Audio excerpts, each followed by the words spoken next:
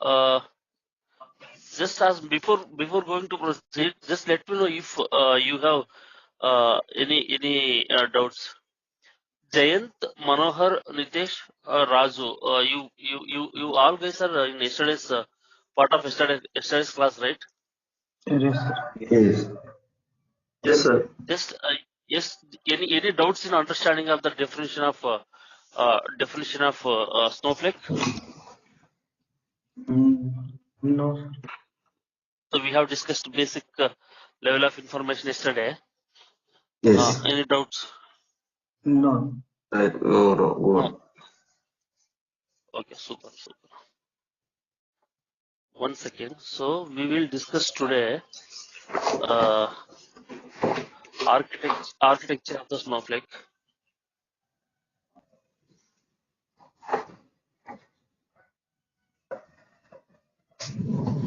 Architecture of the snowflake.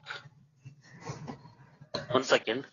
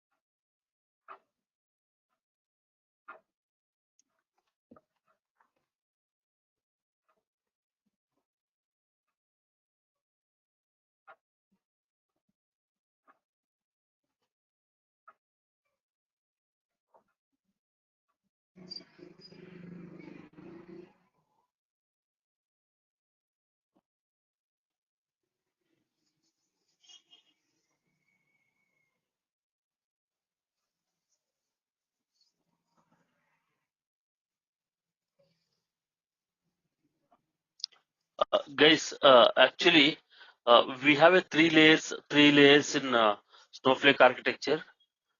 We have three layers in snowflake architecture. One is cloud service layer. Another one is query processing layer. Third one is database storage layer. Let me repeat once again. One is clouds.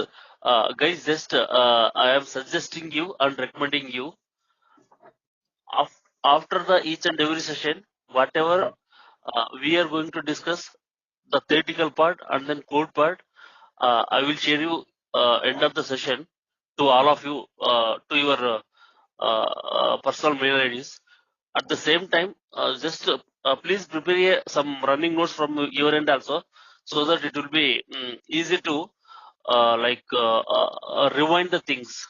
Just make some notes from your end also. Fine. Sure. Okay. Yeah. So we have a cloud services layer, and then query processing layer, and then database layer. I am repeating once again. So why I am repeating once again and once again? This snowflake architecture is very much important.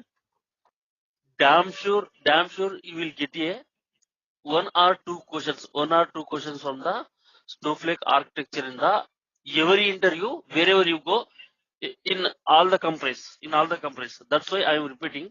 So we have a cloud services layer, we have a query processing layer, we have a database storage layer. Now we will discuss one by one. So what is this database storage layer will do? What is this database storage will do?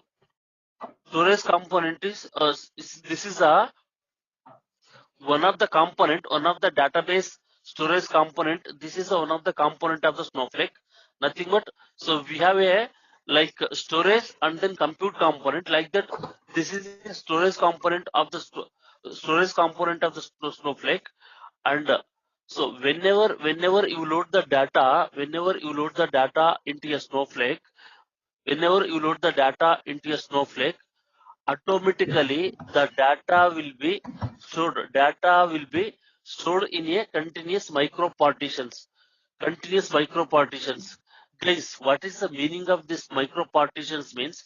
See, if you load, if you have a some 2 TB of CSV file, 2 TB of CSV file in your source system, when you load that 2 TB of CSV file data into a Snowflake data warehouse, automatically that data will be stored in the tables.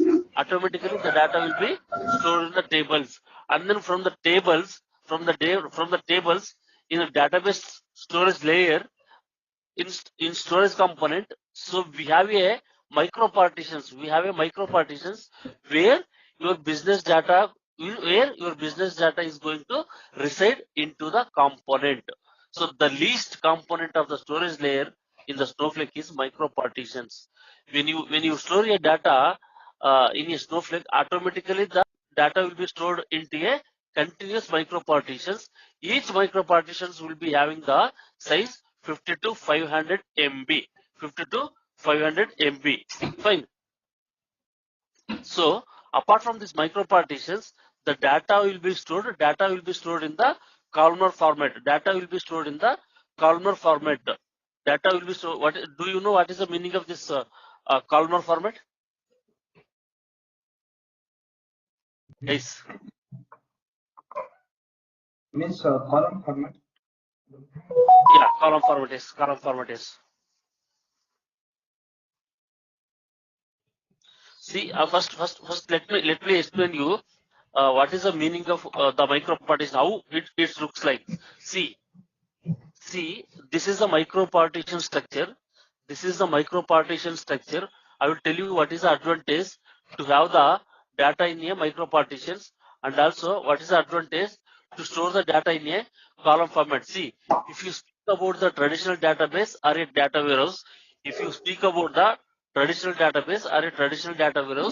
data will be stored in a row format.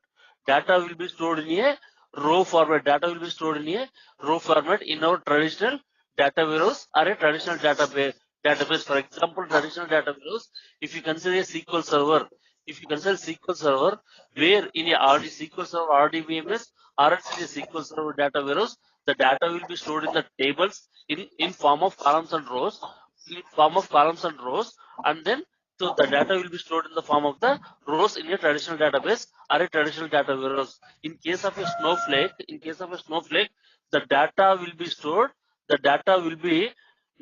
Stored in a columnar format. I will tell you that one.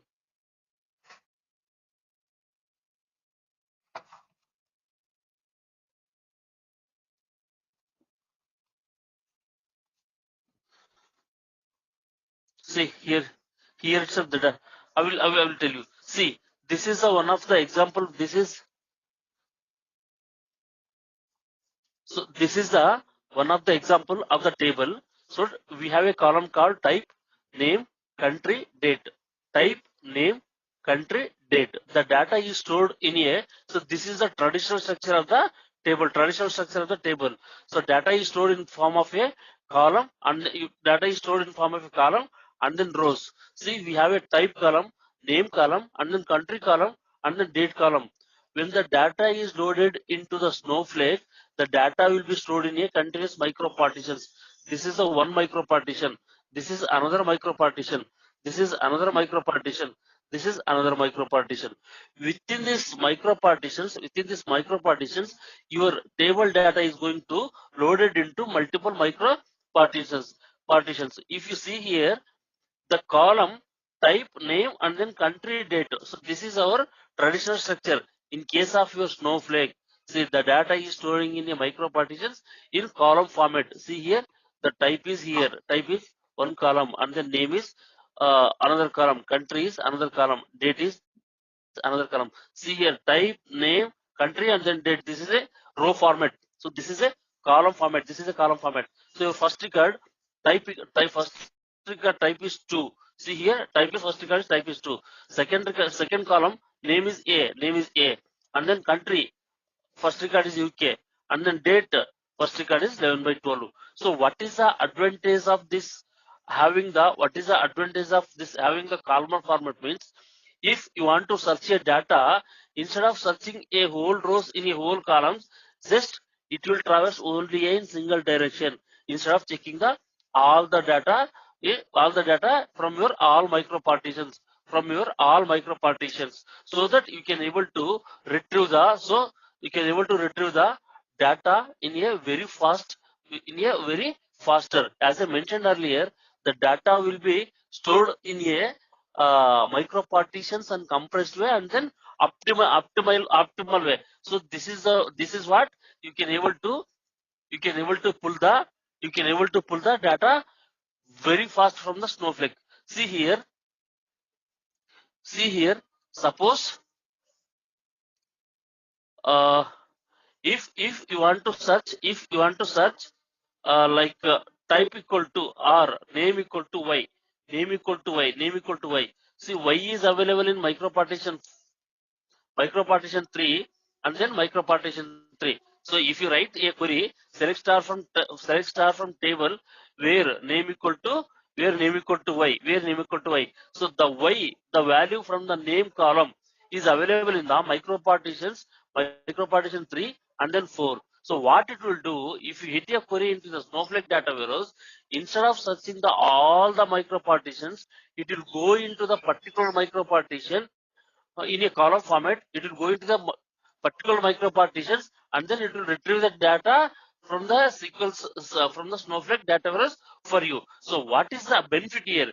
Suppose consider for your one table, if you have a n number of micro partitions, the data is table related data is stored in n number of micro partitions.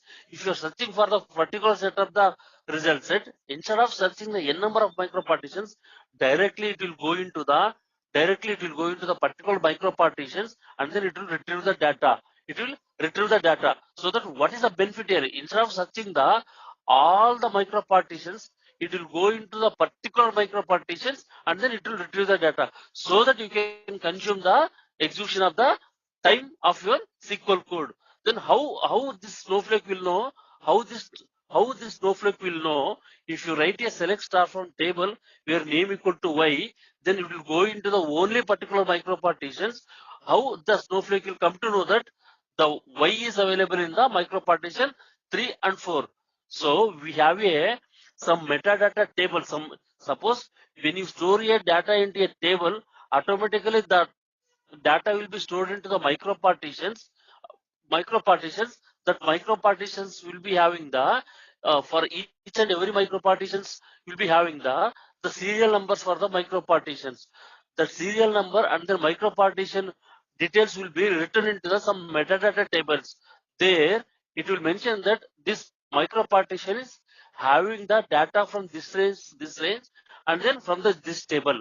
So using that metadata tables, when you query for your table, then it will check the metadata tables, and then so based on that it will identify the which micro partition has the data for your query, and then directly it will go into the particular micro partition, and then it will bring the data for you. So that instead of searching all the micro partitions, instead of searching the n number of micro partitions, directly it will go into the particular micro partition, nothing but micro partition number 3 and then micro partition number 4.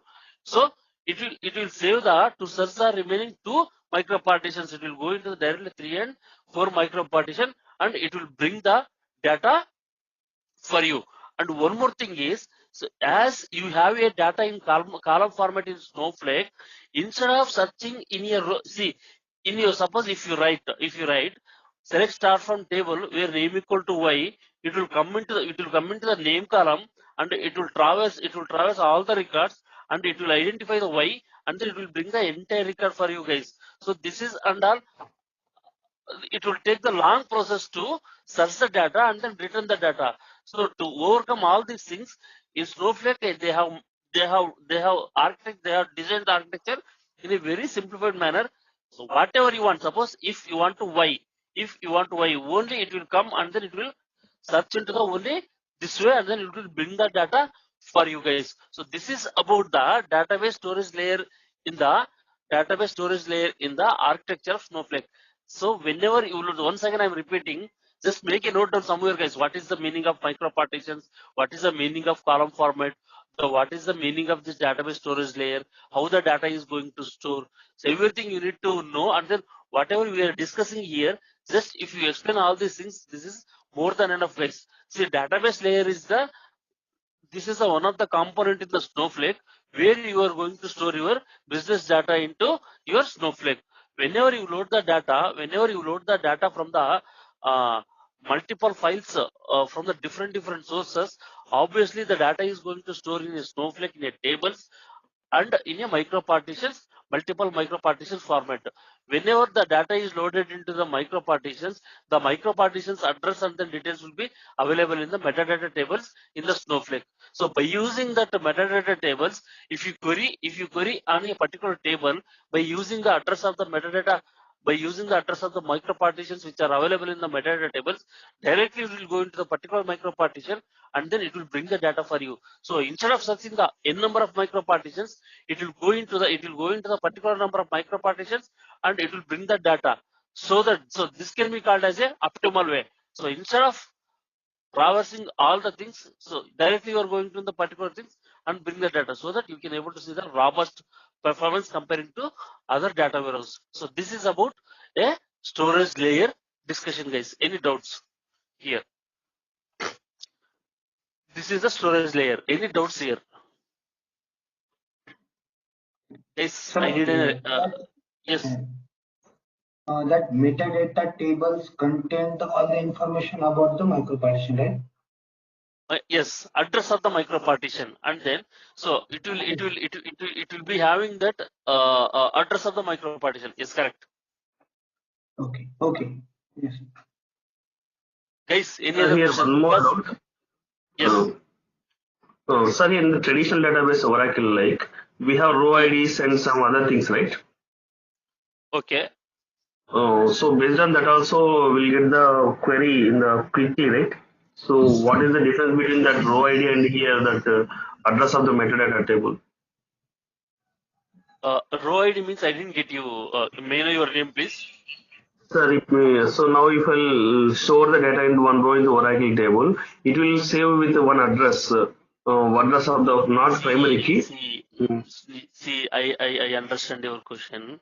See here, actually, see row ID when you create a index, not only Oracle, whatever the RDBMS, traditional RDBMS, when you store the data in your traditional RDBMS, on top of that, if you create a indexes on the table, then only this row ID concept will come into picture, guy. Actually, see, if you don't create any indexes on the table, then this table can be called as a hash table or a heap table. See, until you create a indexes on the particular table, you will not be able to see the address of the any data in your RDBMS tables. If you create a indexes on that, if you create a indexes on the particular table, so it will create a balanced tree in the database based on that. That is different concept. Again, we need to go to that concept. We need to discuss half an hour on that. But yes, for your question, if you create a index on that for that particular data pages in your database, so there in RDBMS, whatever we have a micro partitions in the Snowflake, there in RDBMS data pages where the data is going to store. Until you create indexes, your data will not be having the row ID. Fine.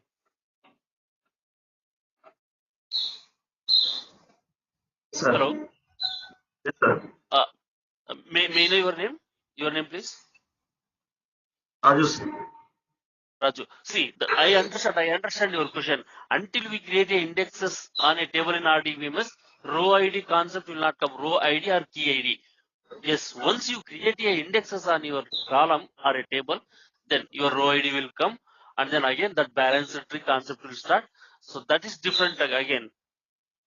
So here okay. by default, when you store your data, by default you will maintain address in a metadata instead of searching all the n number of micro partitions, you will go into a particular micro partition. Have you got the differences now? Yes, sir, I got it. Clear or not? Still, still if you have any confusion, Clear, sir. let me know. Clear, huh? No, no. Clear, sir. Super, super, super. Now next. So we are done with the database storage layer discussion. We are done with the database storage layer discussion, and then we'll go to the query processing layer. Query processing layer. So how does database storage layer is important in your Snowflake? This query processing layer is also very much important. In single word, I can say this query processing layer is virtual compute warehouse. Virtual guys, I can recommend you to make some running note also. I will share this content after this end of the session.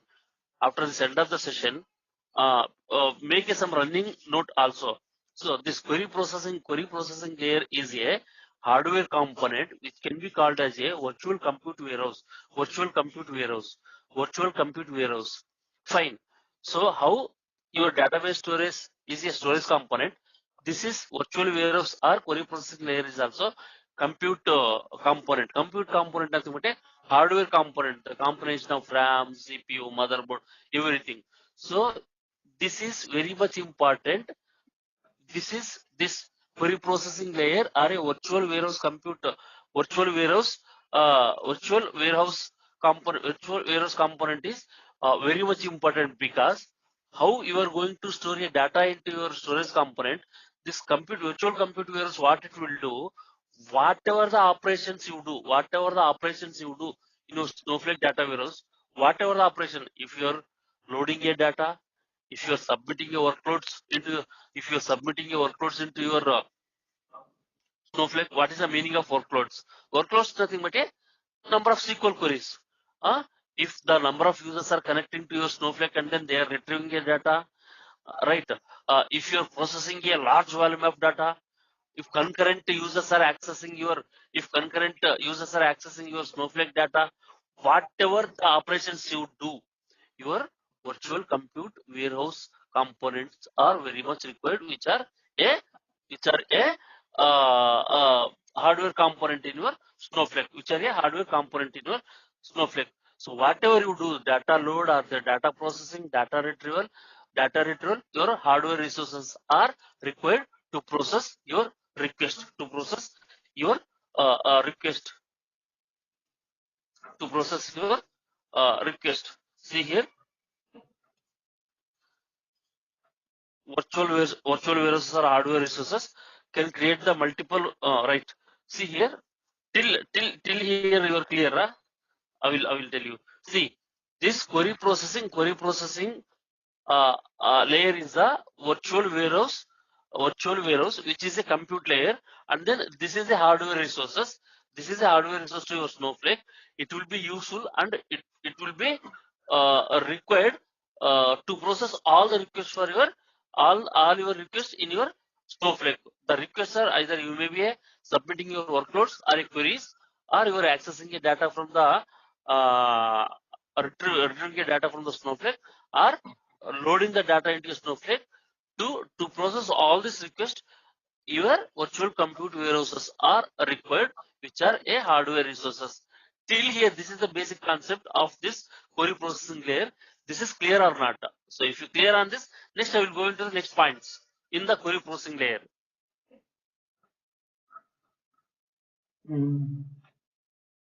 Okay, miss. In the query processing layer, virtual warehouses is the hardware component which Hardware process component. the request. See, in your traditional database or a data warehouse, you will be having the CPUs, memories, and then everything, right? Like Right. that, this is also a virtual warehouse. Virtual warehouse is the hardware resources in your Snowflake. So just you can't able to see those physical devices, those things and all. This is architecture. I will show you how to create the virtual warehouses, how it looks like. So you need to create virtual warehouse. This is also one of the object, like how you are creating a table. So this virtual warehouse is also one of the object in your Snowflake. You are going to create a virtual warehouses. Fine, Okay. guys. Yes. So now, so you dedicatedly you can able to create a separate virtual warehouses for the each project or each team. Please make a note down. Dedicatedly, you can able to create a virtual compute warehouse or virtual warehouses for each project and each team separately. So whenever you are going to work with the Snowflake as a particular team or a particular project, you can able to access only your project related virtual compute warehouse, so that there is no dependency between the each and every virtual compute warehouse. You can able to do your tasks very easily, and then you can able to execute the things very fastly, so that you can able to see the result very faster. Okay, fine. And also, see, I told you can create each virtual warehouse for each process to improve the performance and make the independent. These are the independent components. So we have a two types of virtual warehouses: single warehouse and then multi-cluster warehouse. Single warehouse can create with the different sizes. Multi-cluster warehouses can create with minimum and maximum clusters. So with minimum and maximum clusters. Yesterday I told you. So yesterday I told you actually a single warehouses will be created with the different sizes, and then multi cluster warehouse can be created with the minimum and maximum number of customer clusters. We will be having the separated discussion on the virtual compute warehouse. So where I am going to show you what are the different sizes are there, how the pricing will be happening, and what is a multi-cluster warehouse, and then what are the options we have, how do we create, everything I am going to show you. We have one separate session on the virtual compute warehouse. We will see more details on, because this is very much important, and then you will get the multiple questions on this virtual compute warehouse also. I am going to take one separate session on the virtual compute warehouse. We will see the in detail details of the component. So for now, so you can able to see, we can able to tell that this query processing layer is a virtual compute warehouse, and then virtual compute warehouse, which is a hardware resources to your Snowflake. Guys, any doubt in here? This query processing layer. Hello. No, sir. Clear, right? Yes. I will share you this content. I will share you this note also once completion of this discussion. So next layer is the cloud services layer. So we are done with the database storage and then query processing layer discussion, right? Agree? Yes. Hello. Yes, sir. Yeah. So we have a cloud services layer. What is this cloud services layer? See here. So this is the top layer. This is a very much a top layer, and then it will handle the entire Snowflake, guys. This is the very first layer in your Snowflake architecture. So this is the key component in your Snowflake architecture. It will take care of everything of your Snowflake till when you create a account in your Snowflake. When you create your Snowflake account, so your username, your password, and your account details will be taken care by your cloud service layer. So all the access control related information will be checked, managed by your cloud service layer. When you log in into Snowflake, when you log in into your Snowflake account, initially your cloud service layer will be cross-verified with your details. Then only it will allow you to log in into your. Then only allow you to log in into your Snowflake. So without this layer, your Snowflake will not work. So this is a top layer. This is very much important layer. It will take care of your access control related things, and also whatever you store the data into Snowflake, whatever the data is your processing, whatever your workloads are executing or queries are executing, your cloud service layer will be managed, your storage component, and also your virtual compute warehouse also. Everything will be managed by your cloud service layer. See, if you execute one query in your Snowflake, till once you hit the query in your Snowflake data warehouse, till you get the result into the end users, entire thing will be taken care by. What it will do, it will receive the request from the user. Suppose Razu is executing one SQL query in Snowflake. When the Razu started to execute the SQL query in Snowflake, what this cloud service will cloud service layer will do? It will parse your query. What is the meaning of parse?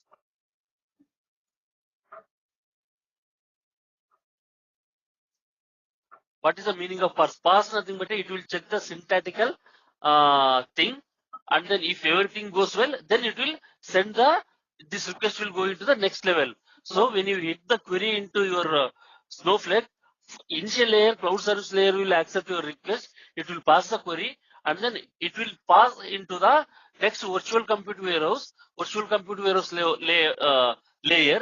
There you will be having the cache. Cache nothing but this is one of the memory. Already, if the cache is available, if already cache has the data for you for your query in the virtual compute layer, then it will return the data from the cache itself.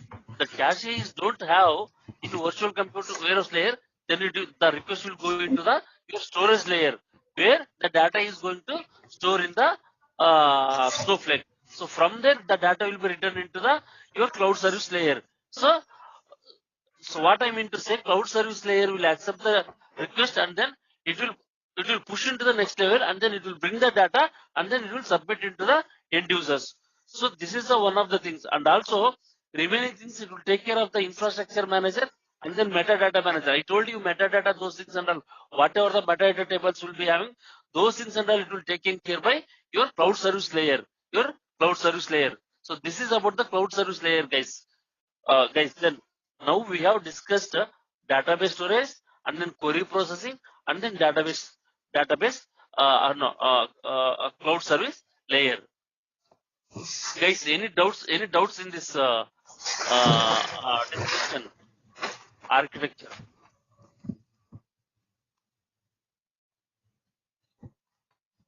Hello?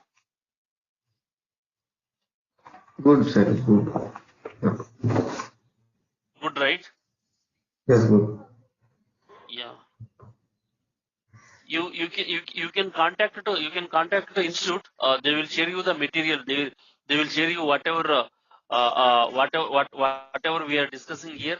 This material, everything the institute people will share you guys. Just contact to the institute guys and then ask for the material, and then they will share you this material, guys. Is that fine?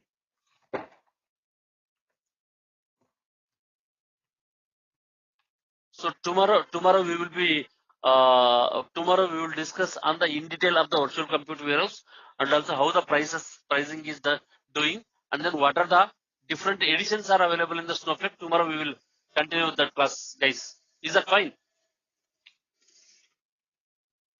Thank you, sir. Sir, I have one question. So can you practically a small query and how to Sorry? store it?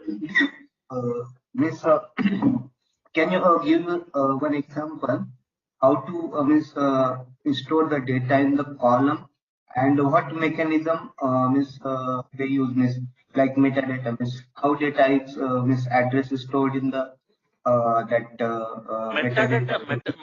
metadata tables I will give you, but actually when you store your data into a Snowflake, how the data is going to store in the Snowflake, that we can't see. Actually, we can't see that one. Actually, the internally it is happening, Okay, but okay, we okay. but we can able to see the metadata, how the data is stored and what is the address. We can able to see the metadata as part of the course. I will give you that metadata tables. Okay. Sure. Fine. Any other questions?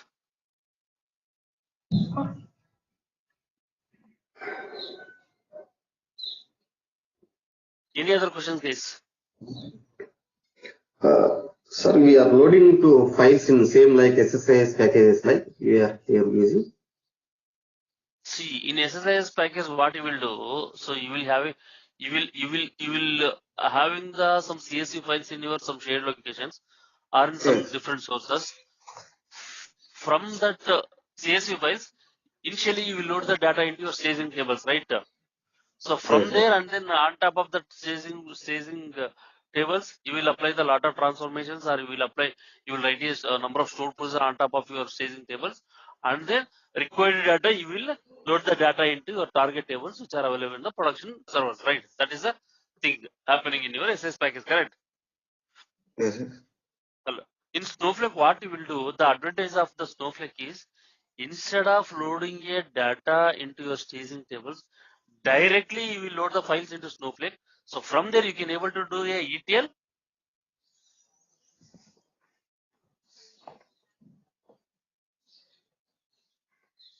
The Hello. that is the advantage. Directly we load the files into Snowflake. Okay. So once you load Oh, the files into Snowflake, so from there you can able to do the ETL or ELT, whatever you want. So that is the advantage okay. and beauty of your Snowflake.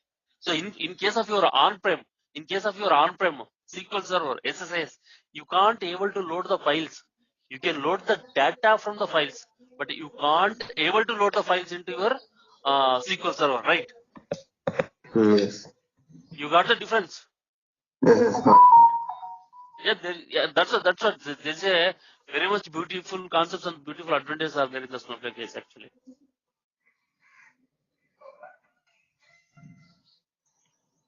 Clear? Clear. Thank you. Shall we continue tomorrow? Yeah, If sure. you have any questions, you can ask me, or else we'll continue tomorrow. Yes, sir. Yeah. Thank you, guys. We will meet tomorrow. Okay. Yeah. Bye. Bye. Thank you, sir. Yeah, thank you. Bye. Fine. See, single warehouse the thing, but yeah, it will be having the different sizes, right? It will be having the different sizes. So based on the usage and requirement,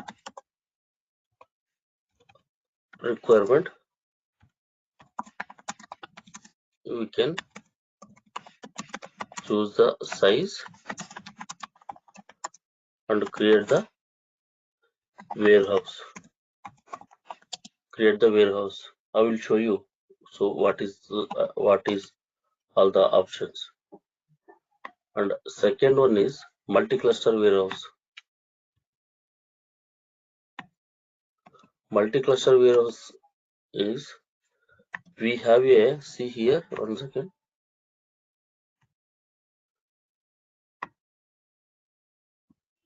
Multi-cluster warehouse. We have a mode and we have a scaling policy. Mode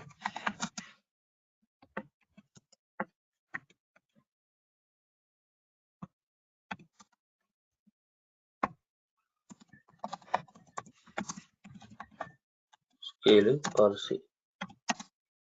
This is standard and economy. Standard and economy. See? Standard and economy. So here auto scale and then maximized.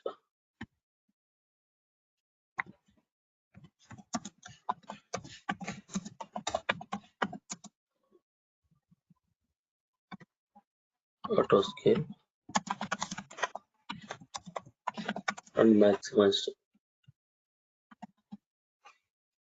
The combination we can create this multi-cluster warehouse like this combination.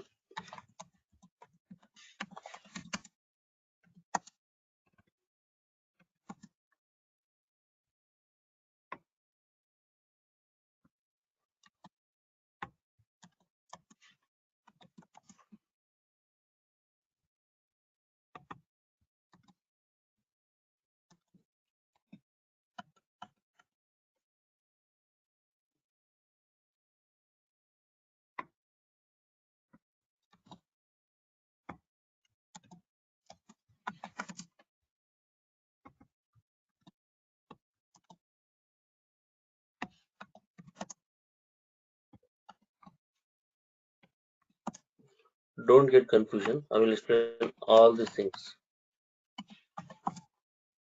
Maximized. Fine. So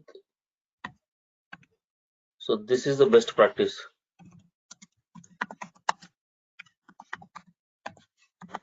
Now let me explain one by one. So I am discussing about the first one, auto scale and then standard.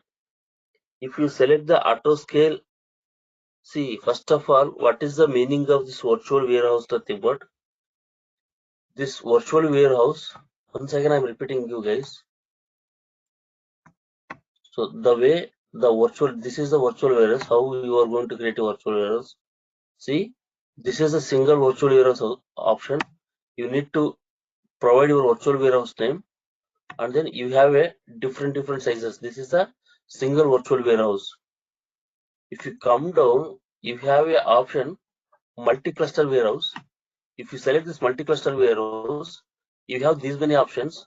I will tell you all these options, and then what's the purpose of these options. First of all, this virtual warehouse is a Snowflake component. So which is the hardware component to your Snowflake? Yesterday already I have explained this, which is a hardware component and which is very much essential, for your all the tasks like data processing, data loading, and data retrieving, and then while submitting a queries to perform all these activities. Your virtual compute warehouse is very much essential. This is a hardware component, purely hardware component. So this is the single virtual warehouse, and then this is multiple single virtual warehouse. Completely, you will create a virtual warehouse, and then you will select the different sizes: small, x small, medium, large, x large, double x large, and the triple x large, like that. So based on the requirement, you will select the different sizes and create the virtual warehouse. In case of a multi-cluster warehouse, you have two options. You need to make a note down, and you have to remember all these things, guys. You have two options: mode and then scaling policy. In mode, you have two options: auto scale and then maximized.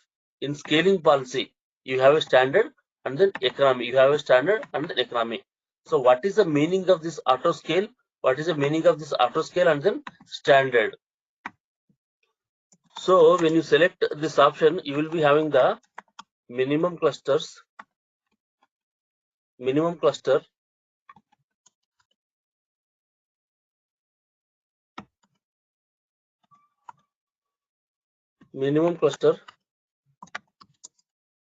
maximum clusters. You can give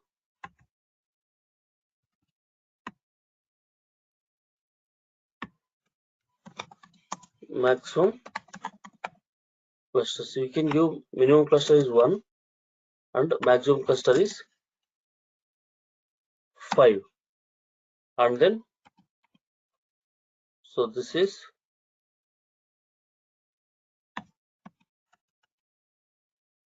mode.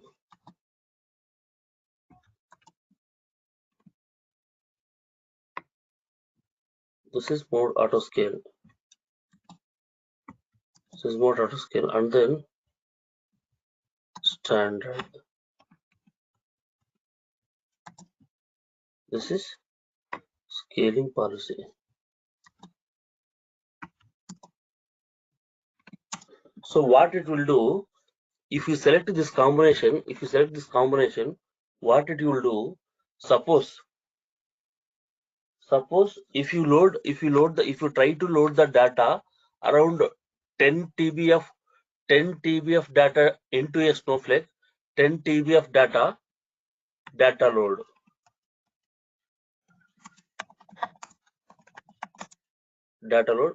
10 TB of data. Fine, this is one of the scenario. If you are trying to load a 10 TB of data into your Snowflake, So what it will do, if you select as a, if you create your virtual warehouse with the multi-cluster warehouse along with the mode as a auto scale and then scaling policy as a standard, and if you select the minimum cluster is 1 and then maximum cluster is 5, what it will do internally, before loading a data, internally it will calculate. So how many clusters are required? How many clusters are required for this process? First, it will start with the 1. Directly, it will not start with the 5. It will start with the 1, and then it will start processing it will start loading the data. If the minimum cluster is not sufficient, minimum cluster 1 is not sufficient, and then it will increase the maximum clusters to 2. And then even 2 is also not sufficient, and it will increase to 3, and it will increase to 4, and it will increase to 5, like that. So based on the requirement, based on the workload, based on the data processing, based on the data load, the maximum clusters will be increased. Maximum clusters will be increased. So this is the one case data load. Suppose you are submitting complex SQL code. You are submitting complex SQL code around 10.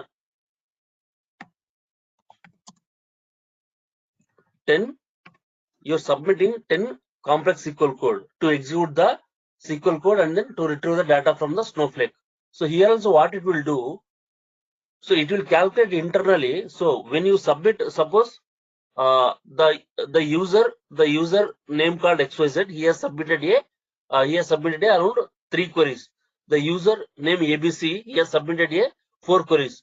Another user has submitted 3 queries. So multi-users are submitted to Snowflake to execute their queries. Totally, we have 10 queries in the queue. So based on the workload, based on the complexity of the SQL code, then internally the multi-cluster warehouse will calculate that how many clusters are required for this 10 queries. Then those many clusters will be increased one by one. If those SQL queries are required maximum number of 5 clusters, 5 clusters, then it will increase the 1 by 1 plus 2, 2 plus 1, 3 plus 1, 4 plus 1, like that. So based on the workload and then based on the data processing, based on the data load, it will calculate and then it will increase the number of clusters. So you can call it as a clusters or a servers. You can call it as a clusters or a servers. It will provide the hardware resources to your actual process. So overall, what is the meaning of this mode equal to auto scale and then scaling policy equal to standard means? So based on the requirement, the maximum number of customers will be added one by one based on the query or then based on the data. So this is about the auto scale and then standard. This is clear or not, guys? If you clear this, then you will be understand further points. If you don't understand, then I will repeat once again. Tell me, confirm me, guys. Good, If you are understand, sorry. Cluster means the space, no, virtual space, where we data stored, like. No, not in a virtual. No. Sorry. You see, clusters mean. Suppose I will give you example. Just compare for comparison. This is not a data storage component. Virtual warehouse. This is a completely your hardware component to your Snowflake. Let's consider. So in your system, you will be having the RAM, right? RAM. Right. Yes. Suppose if your 4 GB is if 4 GB RAM is not sufficient, then what you will do? We will increase the RAM to 8 GB. And then yes. The motherboard CPU capacity is not sufficient. What you will do? We will increase the capacity of the CPU. Like that only. So the multi-cluster warehouse or single cluster warehouse, purely hardware component. If your existing warehouse is warehouse size is not sufficient, then you will increase the next size like that. This is not a storage scope. This is completely hardware component. I'm repeating again and again. Fine. Okay. Yeah. This point is clear or not clear? If this is clear, then I will go with the auto scale and then economy. Explain about standard. Your voice is not clear. Sir, just once again explain this standard concept. Standard and then auto scale and then standard. Auto scale and then standard. Scaling policy standard. Only that. No. Scaling policy standard. This is the, like, not only a scaling policy standard, the combination of the mode and then scaling policy. It will not come only a standard. So the combination of mode, if you select auto scale, the scaling policy here, I will tell you.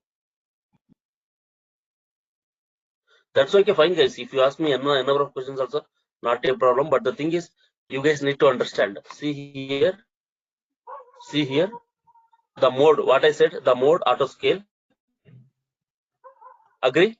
Mode auto scale. Agree? Say yes or no? Yes.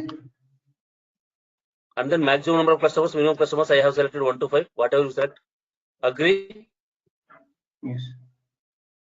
And then I have selected scaling policy standard. Agree?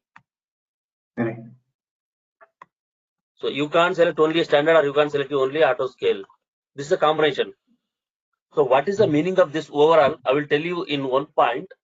So based on the workload, based on the data load, based on the query processing, based on the data processing, your maximum number of customers, if you define as a maximum number of clusters to 6, so first it will check with the minimum. So it will check whether the workload or a data processing or a data load is sufficient with the one cluster. It will check. If it is not sufficient with the one cluster, it will increase to, first it will internally, it will not internally it will increase to 2. If this is not sufficient, internally it will increase to 3. Internally it will increase to 4. Internally it will increase to 5. Internally it will increase to 6. As you have defined as a maximum clusters 6. Is that fine or not? Okay. And then even for your queries also,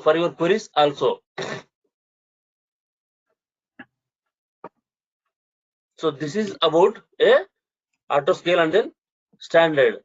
Right. In case of auto scale and then, yeah. So when we will decide that with the auto we can use the standard or economy maximum.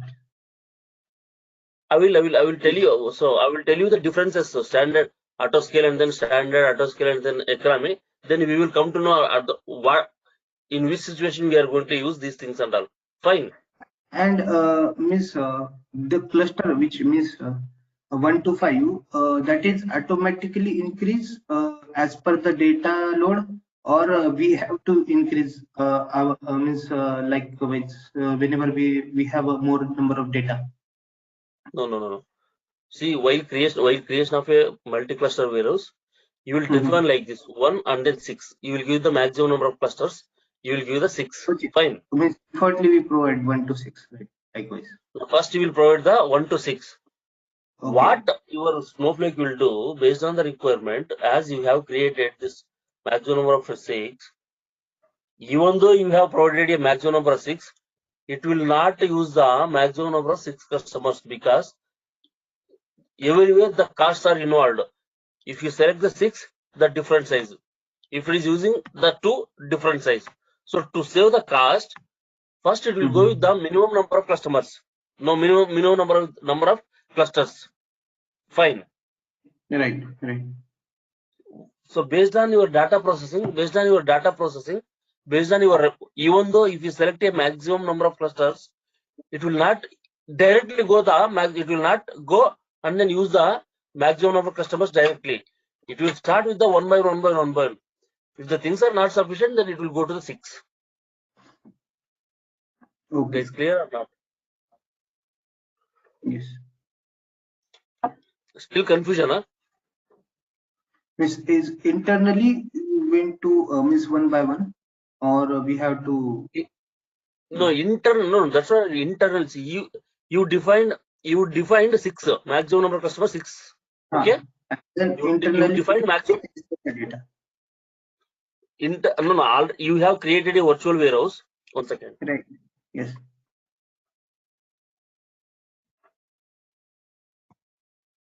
And sir, this is you're doing on the app.snowflake.com. Sorry. This is you are creating the warehouse in app.snowflake.com, right? Yeah. No. That I will show you. That I will show you. How do you create account those things? Okay. I will show you how do you create those things under. Don't confuse with that. Okay. Miss, my question is only that whenever we define 1 to 6, then Okay. as per the data, the Snowflake internally increase the suppose we have 10 TB data, then we will we will use only one virtual warehouse, only one. Then Sorry. if it is 0.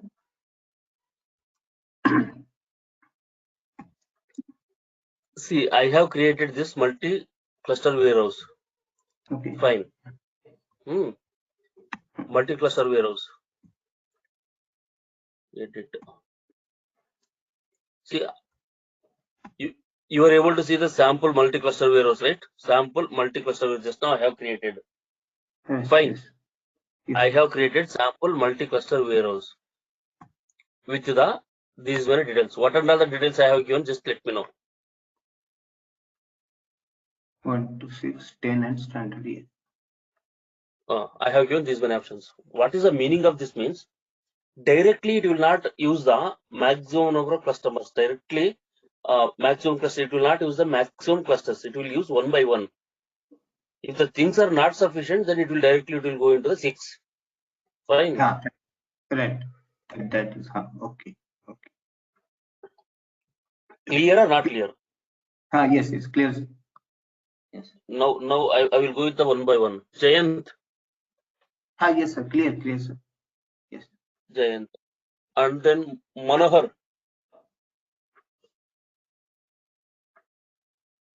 Manohar. What about Rajesh? Hello. It's clear, sir, for me. Right. Raju. Yes, clear, sir, for me. Fine. Then we'll go with the other option. So now we have selected standard, which is the auto scale. Now we can go with the economy. Economy. Here also you will select, you will do the same thing.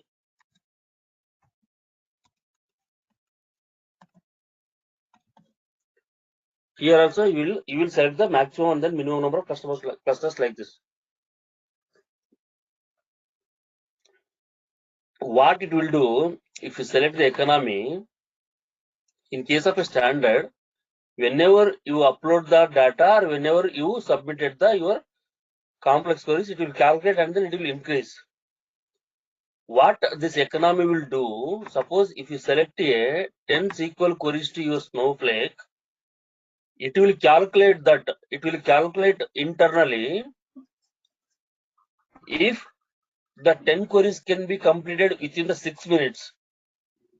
If the 10 complex queries can be executed within the 6 minutes, then it will go with the existing clusters. If the 10 queries are not sufficient to execute within the 6 minutes, then it will increase the next clusters.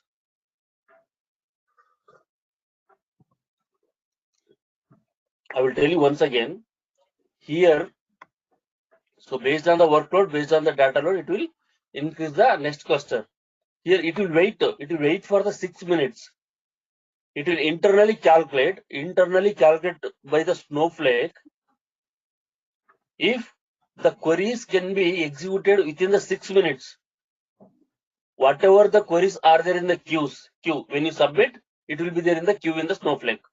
Whatever the queries are there, whatever the data load size is there, they can able to submit within the 6 minutes, then it will go with the minimum number of cluster 1.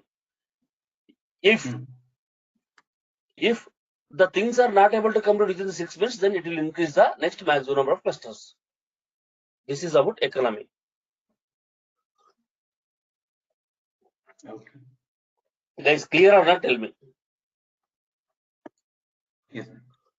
Means in this economy, whenever we select the scaling policy and economy, whenever we run the queries, it will wait for 6 minutes approx. After that, no. Internally, it will not wait. Internally, it will calculate whatever you guys are submitted 10 queries. Internally, it will calculate. Okay. It will consider that I received the 10 queries. I can able to complete these queries within 6 minutes or not.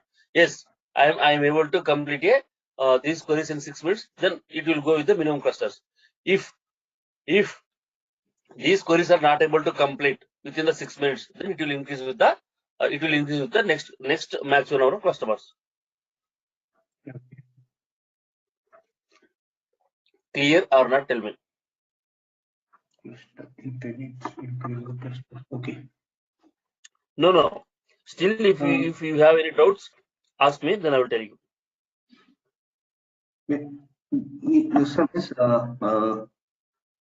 Standard is also increasing the cluster and economy is also increasing the cluster. The difference is only that thing. It's usually maximum number of customers. The concept is to increase the clusters based on the requirement. But the thing is, the economy is so based on the time, the 6 minutes. Okay. Right. Yes. Based on the time, 6 minutes. The major funda to declare or define the maximum number of customers to give a more capacity to your hard disk. So here is it will calculate internally whatever the queries are there in the queue. If I am able to complete those in 6 minutes, then I will use existing thing, or else I will increase the maximum number of customers, maximum number of clusters. That is the major difference here. But in real scenarios, we will go with this option only. This is the best practice. Okay. This is the best practice. And then what about third option is maximized.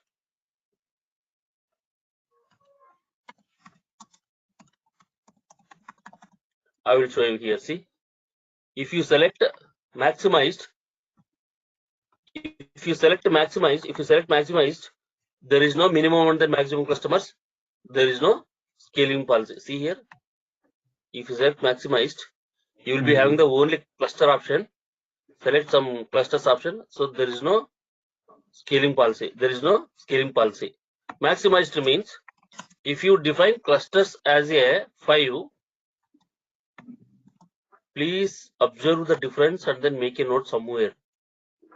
If you define a maximized clusters equal to 5 means when you submit all these things, instead of increasing one by one, all the clusters are used for your data processing parallelly. All the defined clusters are used parallelly to complete your task. This is the major difference.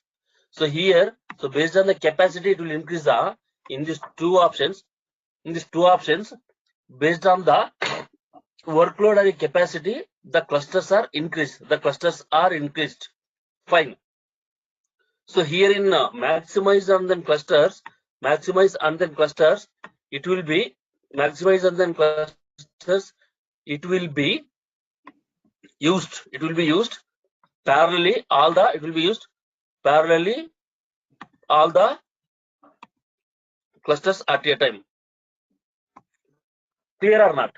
But this is not recommendable. Because if you select very small query also, then it will try to use all the clusters at a time. When you use number of more clusters, when you use number of more clusters, then it will charge that amount onto your organization. So whenever you try to use minimum number of clusters and then minimum number of storage component, then it will charge that much of amount only. If you use more storage capacity and then more hardware disk virtual warehouse, then it will cost the more on your organization. Clear, guys? Yes. This is clear or not? Virtual warehouse or virtual multi-cluster warehouse?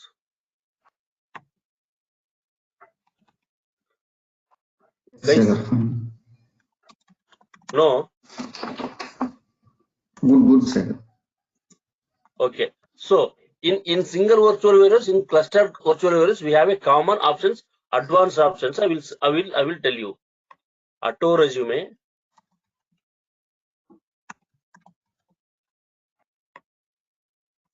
Auto suspend.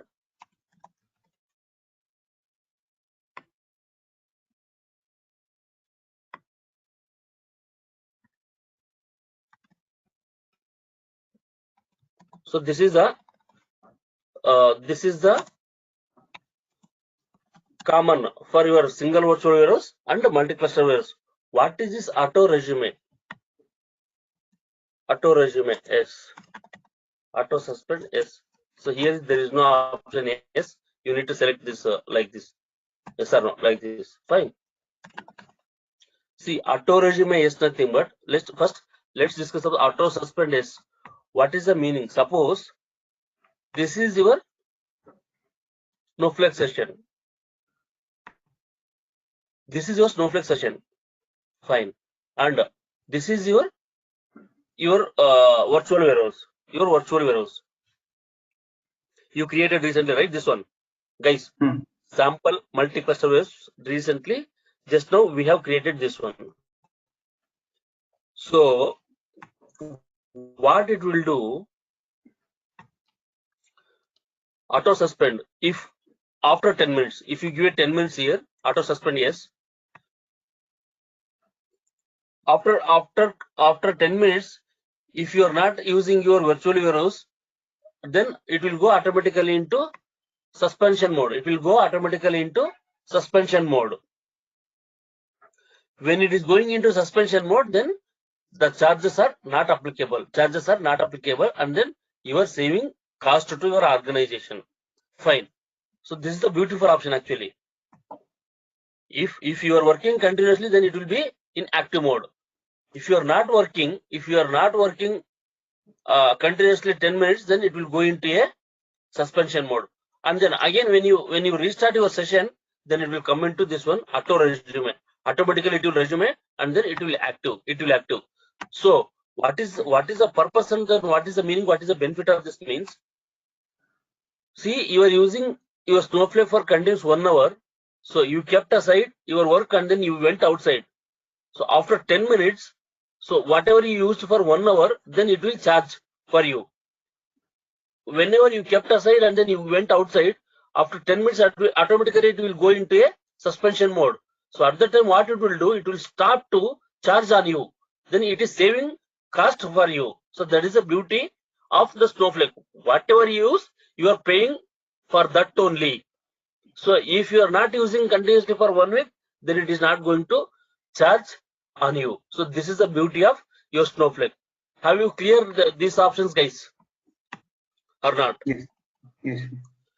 Yeah. So whatever I have shown you, how do you create a virtual warehouse? This is so we will create again. Just this is a theoretical part. The theoretical part. So this is the syntax to create the virtual warehouse. This is the SQL syntax to create the virtual. We will create one by one. Just this is a theoretical party, theoretical discussion. If you are not clear on this thing, just let me know. If you are clear, then so we will close the session and then we will continue tomorrow with the pricing, how the prices are applicable on your Snowflake when you are using, and then we will see the Snowflake editions by tomorrow. If you are clear, then okay. If you are not clear, just ask me. Then we will discuss all these things. These and all very much important concepts. You need to understand. You need to make a note. You need to remember. You will get a questions, interview questions on also on this concepts. Guys, clear or not? Hello. Clear. Clear, sir. Yeah, clear. Okay, super. If you have any doubts, you can ask me so that we can discuss. Today only I joined first time. Previous classes, how many classes, sir, previously happened? May I know your name? My name is Rajesh Kumar. Rajesh. That's fine, Rajesh. Whatever happened in previous class, then I will try to provide you the things. Just whatever we have discussed, theoretical things we have discussed. Continue with that. Yeah. Then whenever I get a time, then I will let you know all these things. Okay? Yes, sir. Yeah, okay, sir. So we have started with the basics and then the theoretical part. We have not started any like practical things. Really? Just continue with this.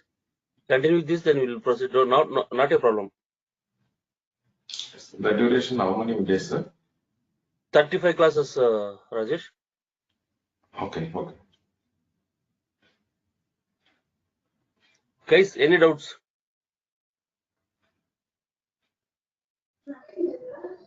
No, sir.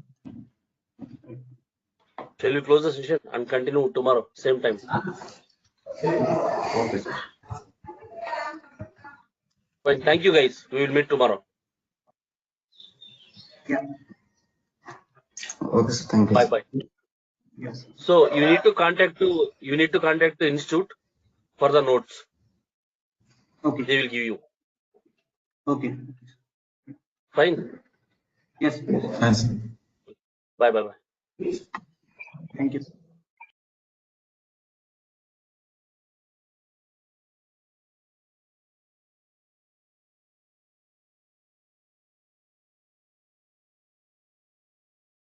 Virtual warehouse will be charged based on the credits.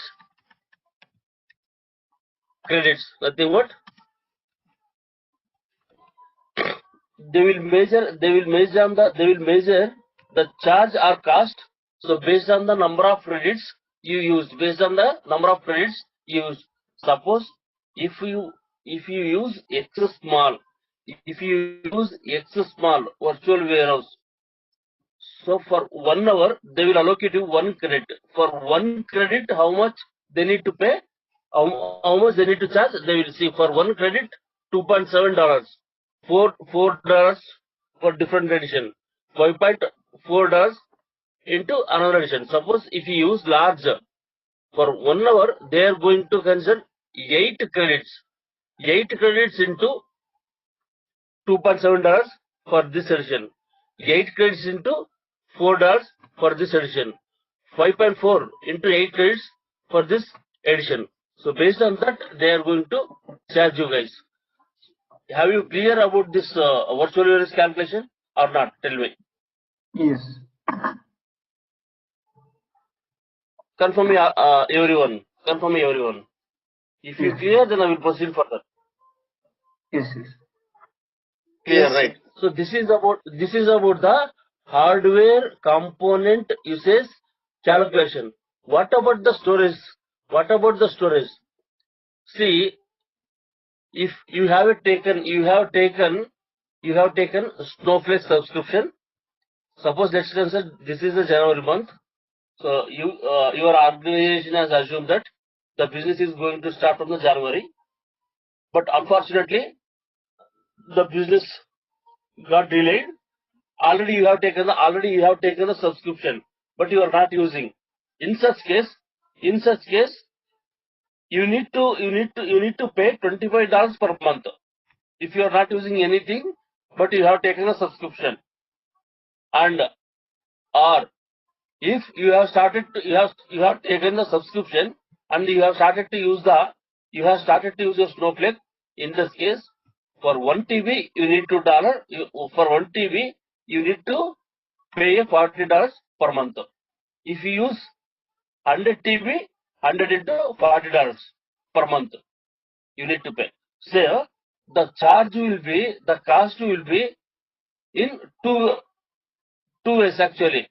You need to pay for the storage and you need to pay for the compute virtual warehouse. So this is the way they are going to charge you guys.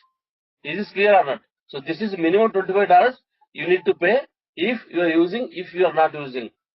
Suppose if you are using, you started to load the data, so you need to pay $40 per TB. If you use 500 GB, then it will be divided into that part. So like that it will go. So this is about the pricing details on your hardware resources and your storage component. Clear or not? Yes. Yeah. So these are the these are the different virtual warehouse sizes. These are the different virtual warehouse sizes. So these are the credits. These credits are very much important. So based on these credits, they have already defined. Boss, if you created your virtual warehouse with the medium size, so in this case, we are going to allocate you 4 credits per hour and then 4 into, so based on the addition and then the $2.7 like that they are going to charge you. So this is very much important. You have to understand what is the different size of warehouse sizes and what are the credits, how they are going to start pricing on you. So this is about the pricing. This is about the pricing. If you have any doubts in the understanding on the pricing, just let me know. We will discuss and then we will proceed further. If you are clear, just confirm me. Then we will discuss next topics. And also, always I am trying to tell you, please make a note somewhere as a running note. Sure.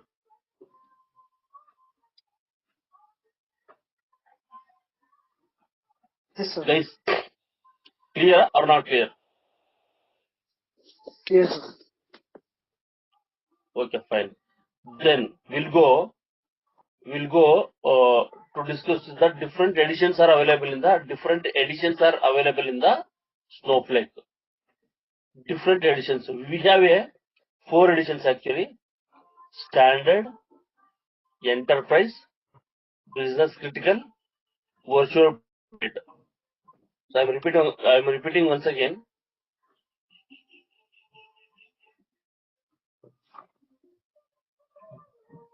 So you need to make a note also. So we have a standard edition, we have an enterprise edition, we have a business critical edition, we have a virtual private edition. So these are the 4 types of editions we have in Snowflake. In general or in projects, we are using this business critical. Edition for our business purpose. We are using this business critical for our business purpose in our companies. Then we'll see what are the options are available, what are the different benefits or great features are available in the each editions. The standard is very basic edition. Here, whatever the data is you are going to store, that is in a encryption format. Time travel is up to 1 day. Now, the time travel is one of the great feature in Snowflake.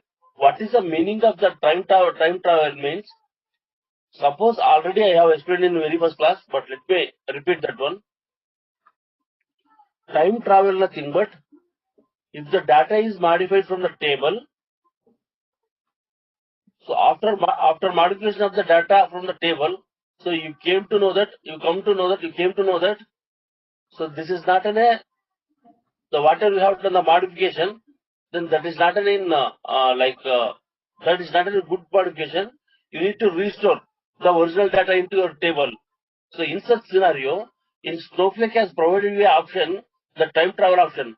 Nothing but you can go back to the history of the table, and then you can bring the original data and restore the original data to table. So in the standard edition, this history will be available for only one day. So suppose if you crossed, no, if you done the modification to the table today 6 o'clock, till tomorrow 6 o'clock, you can able to go to the history of the table and then bring the original data and then restore the data. It will available for only one day. If you cross that one day, then it is not possible. And then what about the disaster recovery? Disaster recovery, nothing but suppose if databases go offline, then you can able to bring that into online. What about this data share?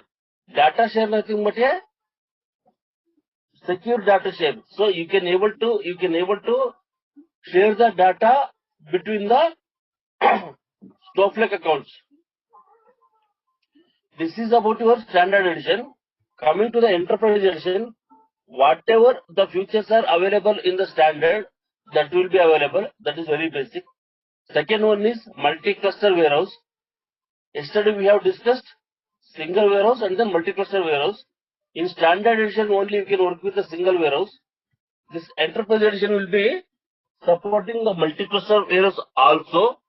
This time travel in enterprise edition will be there for 90 days. In case of standard, time travel will be available only one day.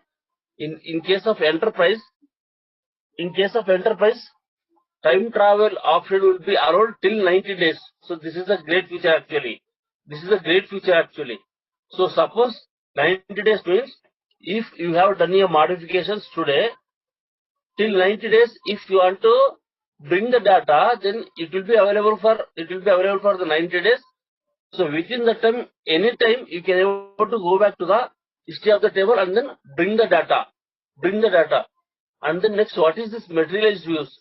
Materialized views, one of the concept in Snowflake, which is used to improve the performance of your SQL query. Suppose your select statement is taking around 5 seconds to return the data. On top of that, if you create a materialized view, then you can able to bring the data in within 1 second. The beauty of this materialized view is it will improve the performance of your SQL query. Where your SQL query is taking 1 minute, but your materialized view will give the result within a fraction of seconds. So that is the great benefit of your materialized view.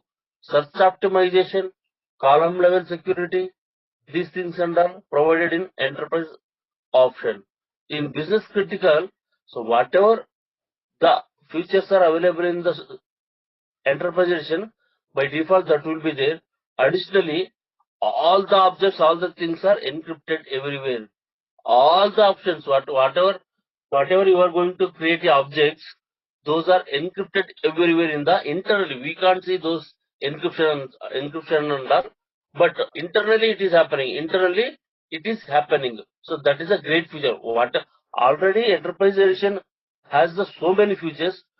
Those features are available with the business critical plus this data encryption everywhere, and then failover and then disaster recovery. So failover and then disaster recovery nothing but if your database is crash, and then you can able to bring that database into online. So this is the great feature in the business critical edition. What about the virtual private? All business critical features are available in the virtual private, and then the extra is you need to create a separate environment, separate servers for different environments. Suppose if you are maintaining QA server, if you are maintaining testing server, if you are maintaining dev server, if you are maintaining production server, so for that you need to create a separate servers in your virtual private. So this is about your Snowflake editions, guys. Any doubts in this? These are some theoretical parts. You will get the interview questions. What are the different types of editions are available in Snowflake? and explain them. And also you will get the what is warehouse, what is multi-clustering warehouse, and what is the Snowflake architecture, how many layers are there, what are the functionality of those architecture. Can you explain all those things? These are the theoretical concepts. So you have to, for sure, you have to remember, understand, and explain thoroughly. Whatever we are discussing in the sessions, if you understand that and explain it clearly, whatever we have discussed here, that is 100%, 1000% more than enough, guys. That's why I am asking you. I will share you the note. I will share you the note along with me. You also prepare your some points in your notes, so that you will check the material and then you will check the note. So you will become a comfortable. If you get any doubts, again you will come back to me and we will discuss on the same topic, so that you will become a comfortable. So this is about the additions, guy. Any doubts? Let me know. Any doubts? Let me know.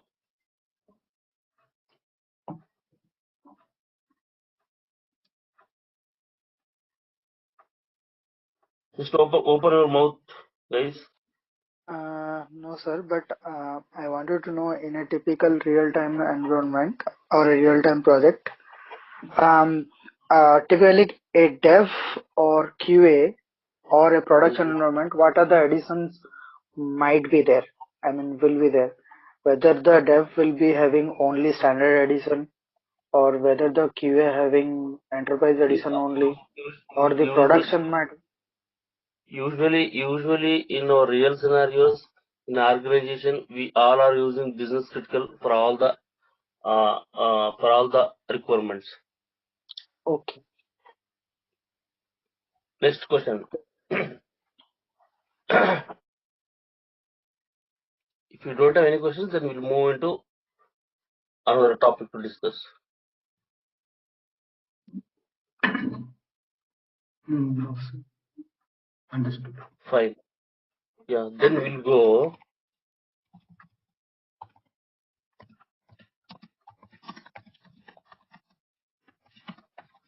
How to connect to Snowflake.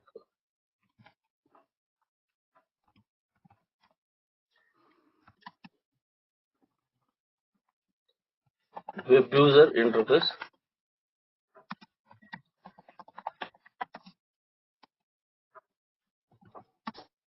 Second one is NoSQL through the DOS command.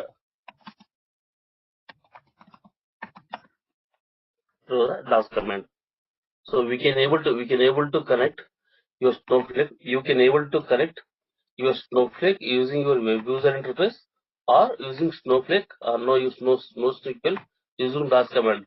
And also apart from this, we have some other options also, but majorly we are using these two options only.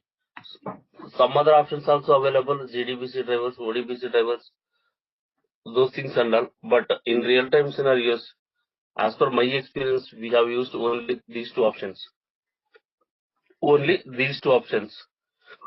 Then as part of our regular classes, daily we are using this web user interfaces, this NoSQL and then DOS command things. We will be having the one session, how do we use this NoSQL. Then now we'll see how to create the Snowflake account. Fine.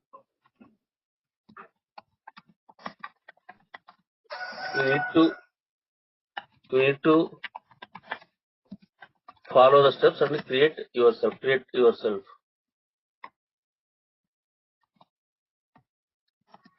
yourself. And then we'll explore what are the options are available in your Snowflake account. Then go to Google. So here, make a note somewhere. Snowflake.com.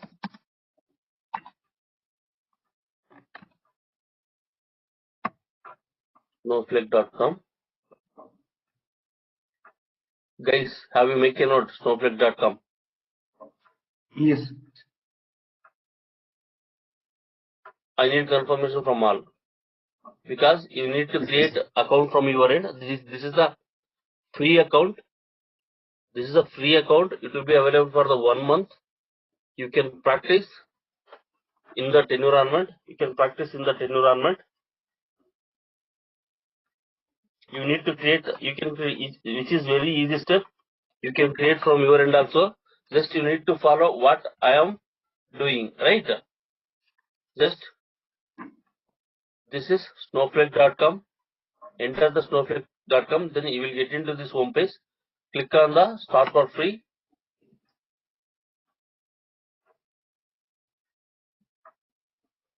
Click on the start for free.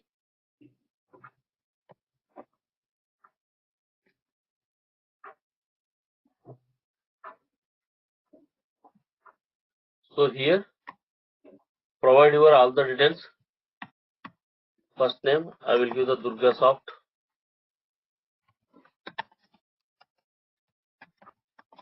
Durga Soft. Email ID, I will give my email ID. It will go into that. I will give the company name as Durga Soft. Role you need to select consultant. Location you need to select as a India. Guys, are you following or not? Yes, yes. Yes, yes. So you need to give your personal details here. So once you have given everything, just continue. Click on the continue. See here, you need to select edition, standard or enterprise or business critical. I am selecting a business critical. You need to make a note down. You need to select. You need to select a business critical option. You need to select a business critical option.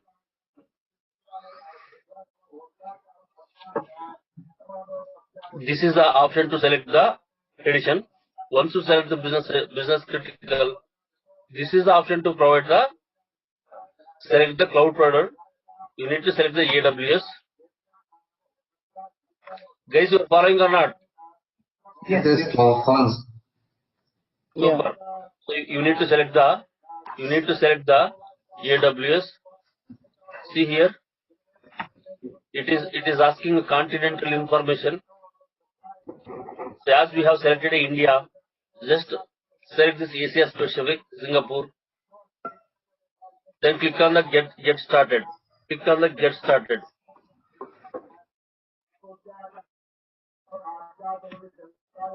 Click on the get started. Now it will ask this many options.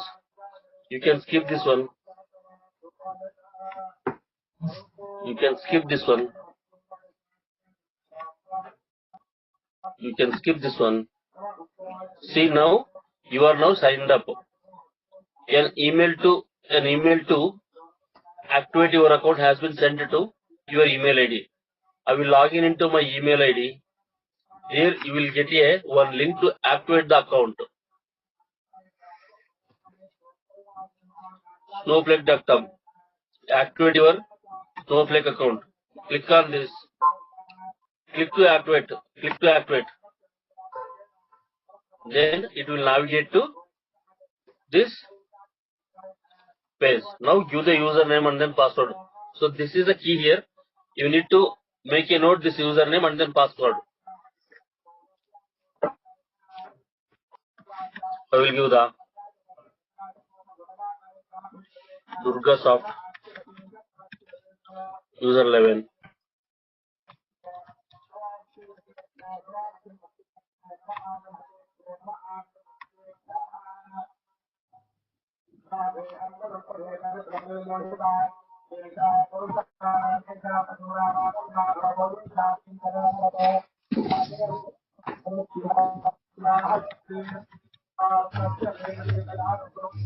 One second.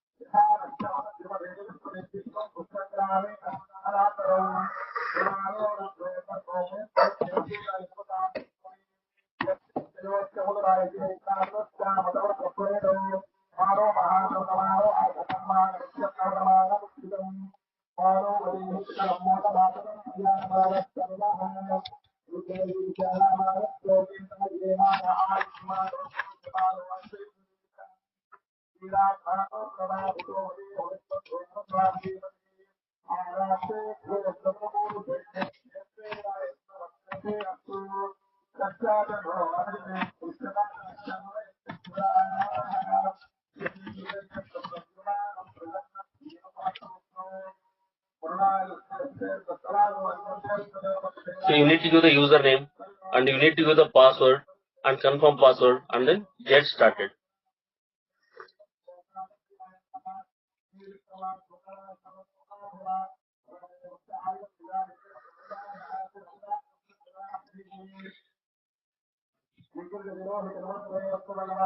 So this is your home page of this is your home page of your Snowflake account. You need to make a note down like this. This is your account URL. This is username. This is password for your account. You need to save somewhere so that you can able to log in daily and then work. So this is the your when you create a account, then you will get this page at very first. Have you make a note down all the steps, guys? Yes, sir. See, when you get here this option, first option is worksheets. If you click on this worksheet, see here, you will have a plus worksheet. If you click on this, so from this option, from here you can able to query your SQL queries in this area. So this is one of the option. So worksheets where you are going to write your SQL queries. Next, data. So here you can able to create the database. Fine. Yes.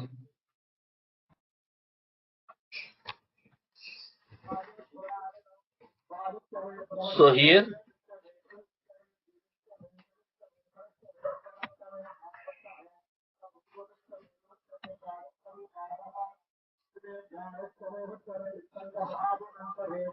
if you want to create any new database, you can able to create new database. If you want to create any schemas, then you can able to create the new schemas from here. Like that. See, first one is worksheets is important, data is important, and then this.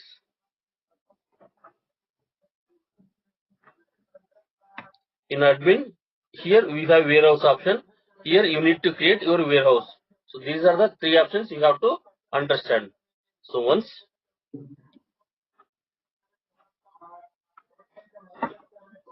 go into your worksheet, then click on this latest one. So here you can able to create your own database. Create database sample database. So here you can able to see your sample database like that. So for now, just whatever we have followed the steps, you create from your end and then start exploring on the things. Whatever you can able to explore, you can explore, and whatever you need to understand, you can understand. So from tomorrow onwards, we will start using the coding and then the actual Snowflake uh, practical sessions. But before that, you need to create an account and be ready with, align with me, so that whatever we are going to discuss in the session as a theoretical part and then coding part, I am going to share with you. Then you can able to practice from your end also. Okay. Guys, let me know if you have any trouble in understanding how to create the Snowflake account or something else. Why I am stopping till here means, at any cost, 100% you need to create account today. While coming to tomorrow session, you have to be ready with your account. So only after completion of the tomorrow session, I am going to share with you all the code, all the things. so that right immediately you can able to do the practice. Next, if you are not creating, if you are unable to create the account, if you are not able to create the account, you are not ready, then you are lacking, and then you are not able to do the practice, and then it is problem for you. So that what I am suggesting you, whatever the queries, whatever the difficulties you face, you need to at any cost create the account and be ready with the for tomorrow's class. That's why I am stopping the session here. Fine, guys. Okay, sir. Any difficulties Okay, here? sir. No, sir. No, No, no, no, right? sir. All good. Yes, all good. Tomorrow we will meet at same 6 a.m. guys. Okay, sir. Yeah. Fine. Yes, Yeah. sir. Okay. Then we'll close the session for today. Yeah. Okay. Thank you, sir. Yes. Thank you. Bye bye. Uh, Just as before going to proceed, just let me know if you have any doubts. Jayant, Manohar, Nitesh, Raju, you all guys are in yesterday's part of yesterday's class, right? yes, sir. Yes. Yes, sir. Just yes, any doubts in understanding of the definition of snowflake? No, sir. So we have discussed basic level of information yesterday. Yes. Any doubts? No. Right. No, no, good. No. Okay, super. One second. So we will discuss today uh, architecture of the snowflake.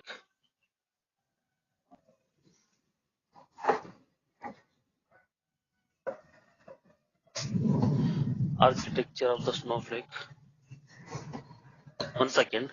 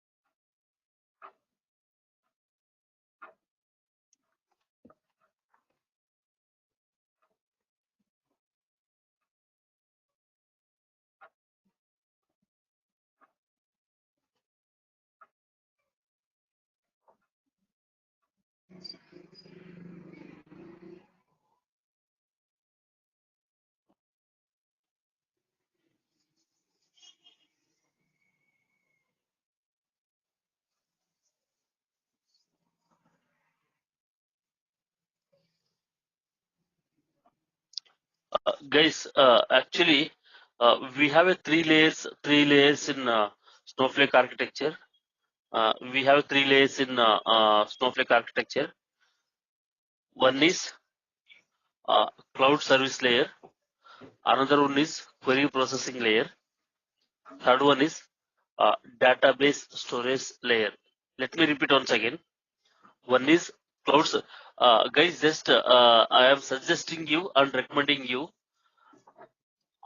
after the each and every session, whatever we are going to discuss, the theoretical part and then code part, I will share you end of the session to all of you to your personal mail IDs. At the same time, just please prepare some running notes from your end also, so that it will be easy to rewind the things. Just make some notes from your end also. Fine. Sure. Okay. Yeah. So we have a cloud services layer, and then query processing layer, and then database layer. I am repeating once again. So why I am repeating once again and once again? This snowflake architecture is very much important.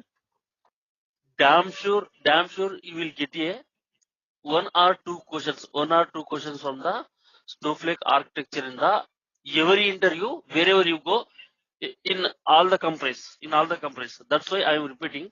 So we have a cloud services layer, we have a query processing layer, we have a database storage layer. Now we will discuss one by one. So what is this database storage layer will do? What is this database storage will do? Storage component is this is a one of the database storage component. This is one of the component of the Snowflake. Nothing but, so we have a like storage and then compute component like that. This is a storage component of the Snowflake. And so whenever you load the data, into